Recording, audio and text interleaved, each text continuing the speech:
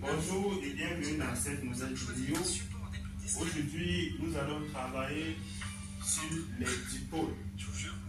Les dipôles, notamment l'association des différents dipôles dans un circuit. Comment reconnaître qu'un dipôle est en parallèle. Comment reconnaître d'abord un dipôle. Alors, nous allons prendre un cas très facile. Le résistor.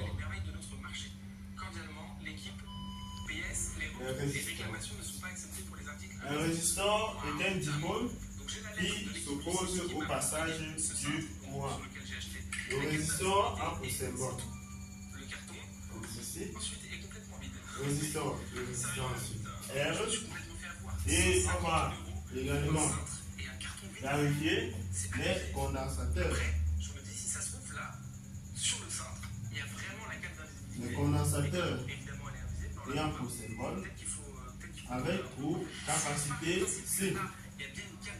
Nous allons par la suite parler des bobines d'inductance. Les bobines d'inductance qui sont comme ceci. Bobine d'inductance, L, comme on peut le remarquer. Nous avons un résistor de résistance R, un condensateur de capacité C et une bobine d'inductance L. Alors, nous allons travailler sur l'association de chaque élément. D'abord, supposons un circuit. Supposons un circuit électrique. Que nous avons un résistor comme ceci. Deux résistors autant pour moi. R1 et R2. Alors, on souhaiterait avoir la valeur de la résistance totale. Si on polarise ici A et ici B, ce qu'on va nommer RAB.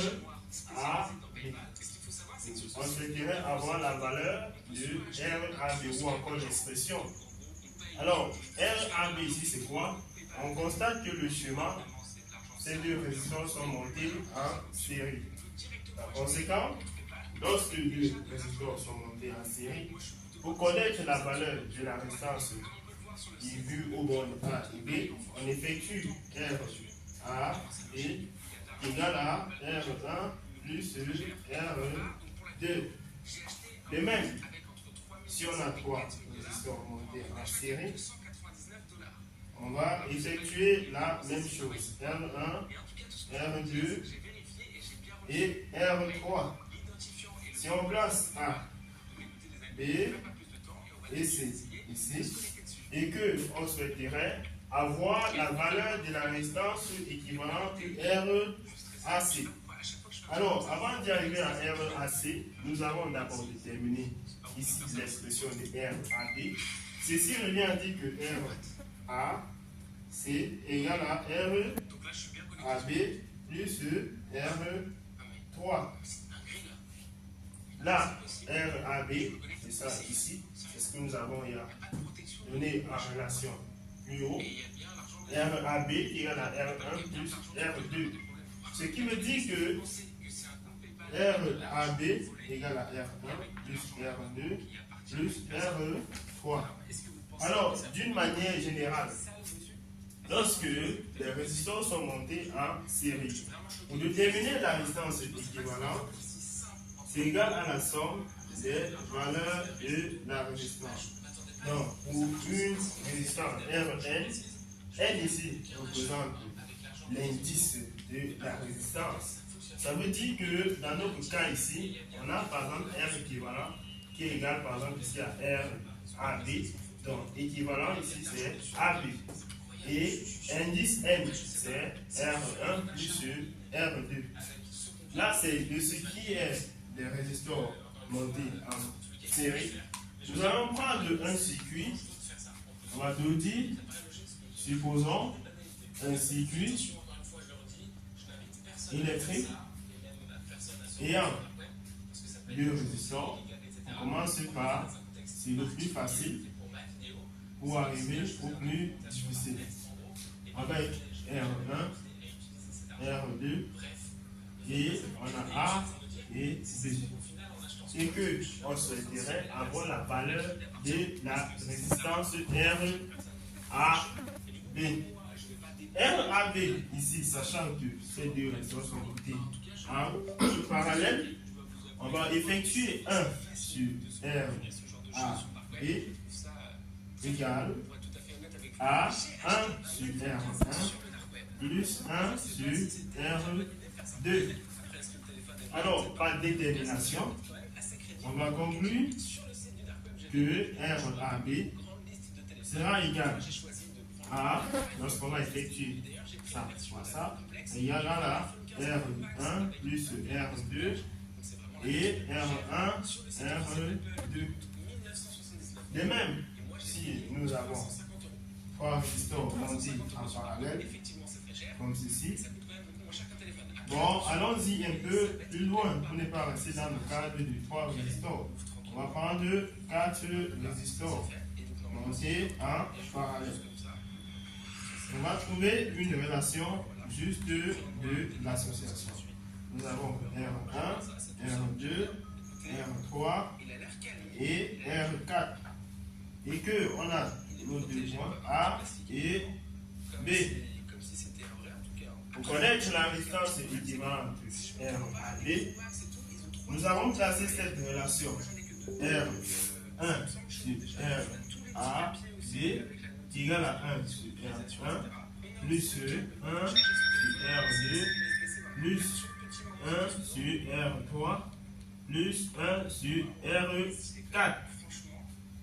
Alors, par simplification, nous allons obtenir ceci, R à B égale à 1 sur R1 plus 1 sur R2 plus 1 sur R3 plus 1 sur R4. Par simplification, on obtient donc ceci. Alors, donc, en conclusion, lorsque les résistors sont montés en parallèle, ce qu'on effectue, c'est 1 sur R équivalent égal à la somme des 1 sur R1. Autant de résistors, autant de 1 sur R1. Alors, voici ces deux relations fondamentale, la relation en parallèle et la relation en série. Nous avons pris ici nos cas de résistors, 3 résistors, et on a en déduit cette relation-ci. C'était un peu comme si on disait qu'on a une suite numérique et on prenait le premier thème, le deuxième thème, le troisième thème, et par la suite on donnait une suite. La somme des suites. Ici, c'est la même chose. On peut encore dire ici que nous avons effectué les suites arithmétiques et là, nous avons effectué les suites géométriques. Maintenant, on a un cas qui se présente dans la plupart des temps dans nos différents circuits. Nous avons plusieurs circuits, notamment des résistors qui sont montés en parallèle. D'autres sont montés en série. Comment donc parvenir à trouver la valeur de la résistance? C'est facile. Si on a un circuit comme ceci, R comme là, comme ceci, et on a d'autres là, comme ceci, et qu'on souhaiterait avoir la valeur de la résistance total. Comment donc faire? On a là, on va polariser, on va mettre A et B. Ou encore, on enlève B ici, on dit A, B, C et D.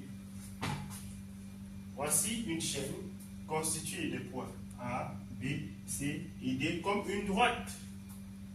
Ou encore un segment de droite avec des points.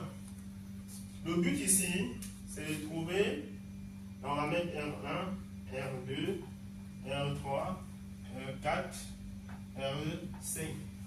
Le but ici, sera de trouver l'expression